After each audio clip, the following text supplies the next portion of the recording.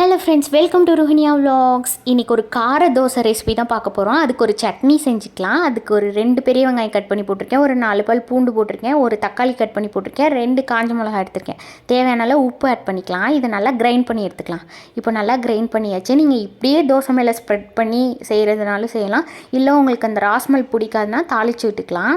எண்ணெய் ஊற்றி இப்போ லைட்டாக கடுகு உளுந்தம் பருப்பு போட்டு பொரிஞ்சதுக்கப்புறம் சட்னி அதுக்குள்ளே ஆட் பண்ணியாச்சு. இப்போ நல்லா கொதிச்சிருச்சு. இப்போ ஸ்டவ் ஆன் பண்ணி அதில் தோசை கல் வச்சு அதில் நல்லா தோசை மெல்லிசாக ஊற்றிக்கலாம்.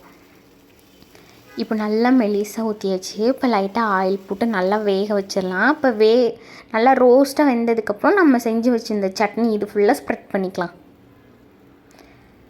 இது ஃபுல்லாக ஸ்ப்ரெட் பண்ணி லைட்டாக ஆயில் போட்டு கொஞ்சம் நேரம் வேக விட்டு எடுத்தால் நல்ல டேஸ்டியான கார தோசை ரெடி.